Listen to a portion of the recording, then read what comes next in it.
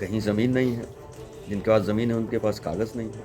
आप देखें कि दारूबंदी के नाम पर नीतीश कुमार जी ने हमारे समाज के लोगों हज़ारों की संख्या में बच्चों को, बुजुर्गों को, महिलाओं को जेल में बंद कर दिया और पूरे थाना के कर्मचारी करोड़पति बन गए। दारू माफियाओं से साठगांठ किया।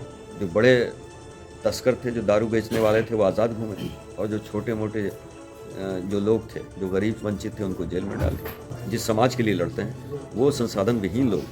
हम नहीं चाहते कि उनके संसाधन हमारे बैनर में, हमारे पोस्टर में, हमारे लिए माला और गाड़ियों के इंतज़ाम में लगे। भू माफियाओं को फ़ायदा पहुंचाया जा रहा है, उसको रोकें।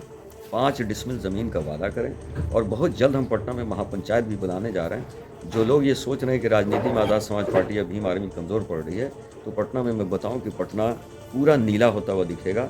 नमस्कार, अभी हमारे साथ मौजूद है आज़ाद समाज पार्टी के बिहार प्रदेश अध्यक्ष जौहर आज़ाद जी।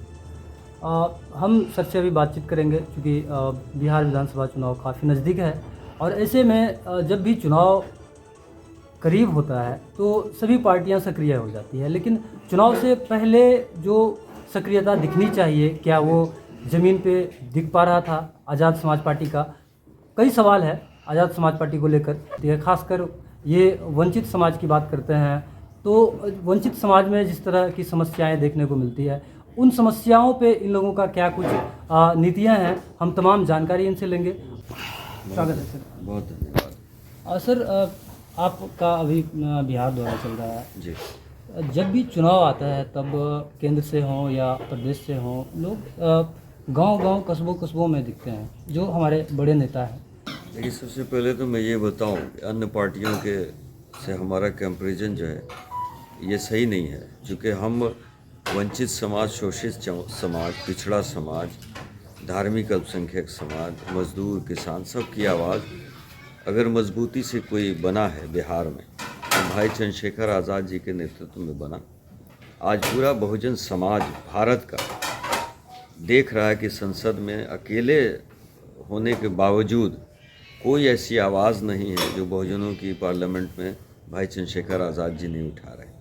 दूसरी बात ये मैं बता दूं कि ये बिहार दौरा सिर्फ कार्यकर्ता संवाद और बहुजन बुद्धिजीवियों से मुलाकात है। मैं अन्य पॉलिटिशियन की तरह भव्य रैली में विश्वास नहीं रखता। मैं चौक चौराहे पे अपने बैनर लगाने में विश्वास नहीं रखता और हमारे पास वैसे संसाधन भी नहीं है, क्योंकि हम जिनके नेतृत्व करते हैं, जिस समाज के लिए लड़ते हैं, वो संसाधन विहीन लोग हैं। हम नहीं चाहते कि उनके संसाधन हमारे बैनर में, हमारे पोस्टर में, हमारे लिए माला और गाड़ियों के इंतज़ाम में लगे।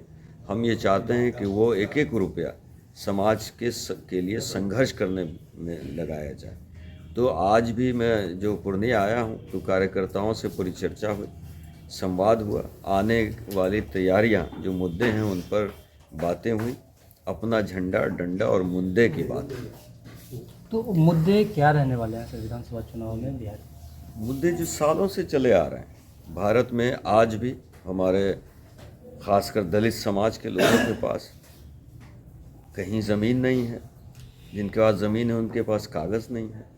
आप देखें कि दारूबंदी के नाम पर नीतीश कुमार जी ने हमारे समाज के लोगों हज़ारों की संख्या में बच्चों को, बुजुर्गों को, महिलाओं को जेल में बंद कर दिया और पूरे थाना के कर्मचारी करोड़पति बन गए। दारू माफियाओं से साठगांठ किया।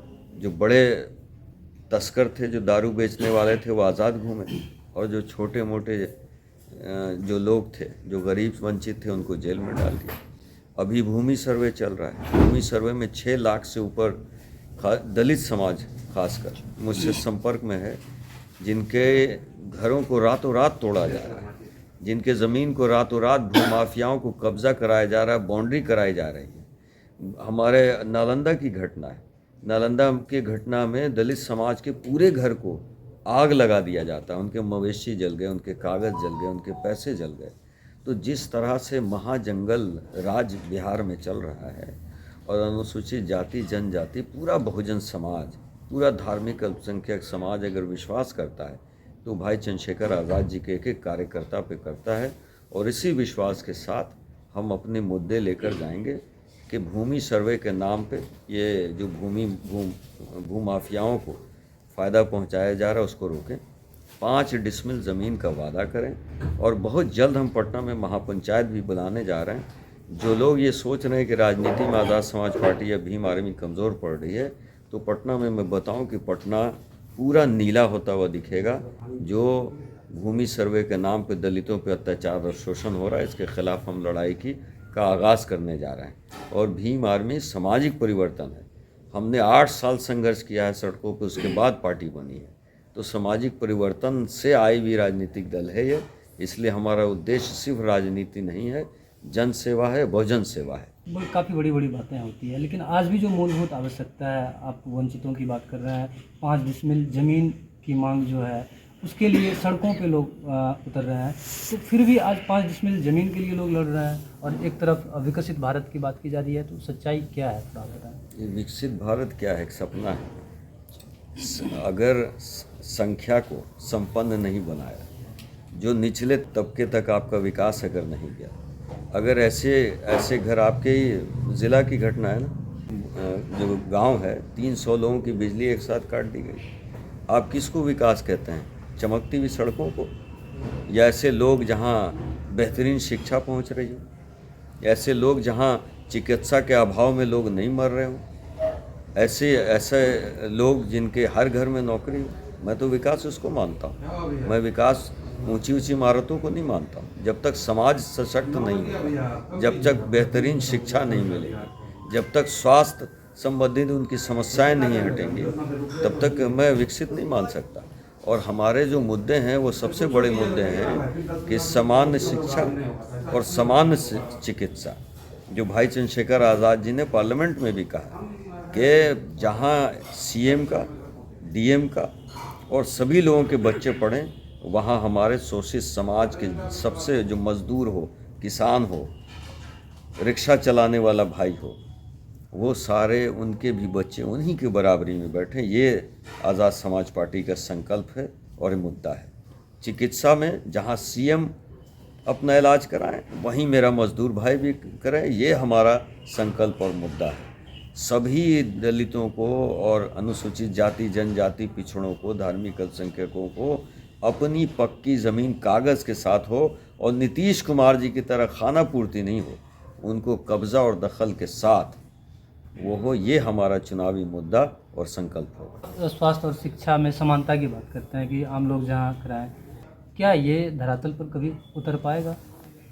जिस दिन संविधान के मानने वाले लोग सत्ता में आएंगे, जब संविधान की रोशनी में सरकार चलेगी, जब बहुजन विचारधारा, महापुरुषों की विचारधारा पर चलने वाली सरकार बनेगी, ये सपना साकार होता हुआ आपको रोज़ाना दिखेगा। आप जिसे वंचित कहते हैं, जी। दलित कहते हैं, आज भी मूलभूत आवश्यकताओं से वो वंचित है, देखने में भी ऐसा आता है। तो उन लोगों में जागरूकता की भी कमी है, इसको आप लोग कैसे दूर करेंगे? जागरूकता की कमी नहीं है, शिक्षा की कमी है।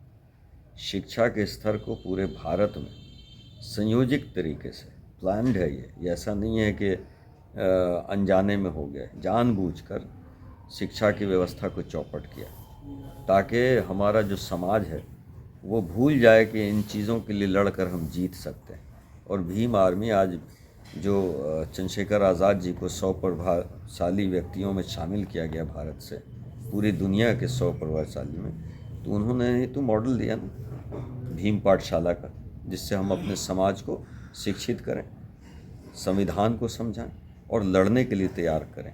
तभी तो आज 18 साल 19 साल का बच्चा थाने में अकड़ कर खड़ा होता है और एफआईआर दर्ज कराने में कामयाब होता है। जहां दलित समाज को एफआईआर कराने के लिए भी कई दिन तक संघर्ष करना पड़ता था। तो आज भीम आर्मी तो पूरे भारत में दिखा रहा है कि बहुजन समाज लड़ सकता है, शोषित समाज लड़ सकता है, गरीब लड़ सकता है, मजदूर लड़ सकता है, किसान लड़ सकता है, छात्र लड़ सकता है।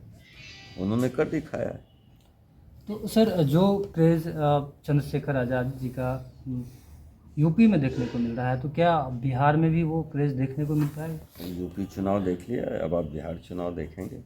और अभी की बात है ना कि चंद्रशेखर आज़ाद जी का 8 दिसंबर को कार्यक्रम हुआ था पटना में। तो मीडिया बंधु तो जानते हैं इस बात को कि अखबार ने क्या लिखा कि कर्पूरी जी और लालू जी के समय में ऐसी भीड़ देखी गई थी जो चंद्रशेखर जी के लिए आज देखी गई। और उसका परिणाम आप देखिए ना, किस तरह से भाजपा और जेडीयू में बौखलाहट हुई। उनके मंत्री मजबूर हो गए भीम आर्मी के खिलाफ बयान देने के लिए। एक गन्ना मंत्री हैं, हालांकि हमारे समाज का भाई है इसलिए मैं ज़्यादा उनके खिलाफ नहीं बोलना चाहता। उन्होंने तो कहा कि ये देशद्रोही संगठन है, इसको फॉरेन फंडिंग आती है। और जो वो ये बोल तो गए, वो बोलने के बाद अगले दिन हमारे परिचित लोगों से संपर्क कर रहे हैं कि भैया प्रदेश अध्यक्ष जी को कहिए कि गलती से हो गया, दिल्ली से बड़ा ज़ोर था, कुर्सी बचानी थी, टिकट बचाना था, इसलिए मैं मजबूर होकर बोल गया। लेकिन उनको कहिए कि हमें व्यक्तिगत तौर पे ना लें, हमें माफ़ कर दें, हमारा राजनीतिक करियर बचा लें। लेकिन समाज तो उनको देख रहा है।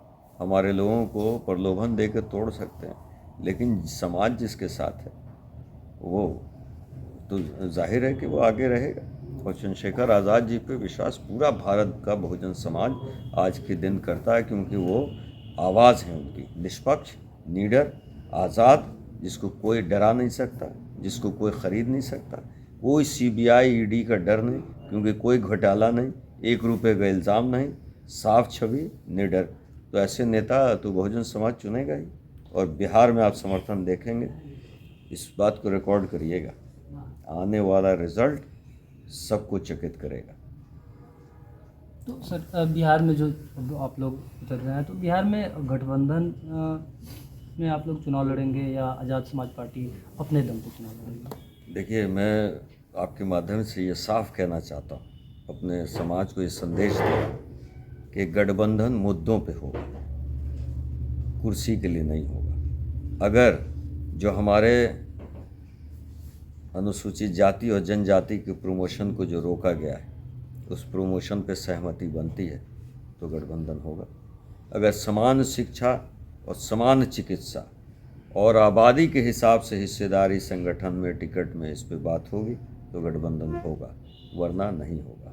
गठबंधन होगा तो समाज का होगा, हमारे परिवार का होगा, और उससे बड़ा गठबंधन नहीं होता है, हो सकता। हाँ, भाजपा को रोकने के लिए मैं फिर कहूँगा कि सारे विपक्षी दलों को आना चाहिए, लेकिन साझा मुद्दा, अगर हमारे जो महत्वपूर्ण मुद्दे हैं, अगर 5 डिसमिल ज़मीन सभी भूमिहीनों को नहीं मिलता, इन मुद्दों पे सहमति नहीं बनती है, तो हम अकेले जाने के लिए तैयार हैं। लेकिन भाजपा को रोकने के लिए 243 के बजाय हम 100 सीटों पर लड़ेंगे।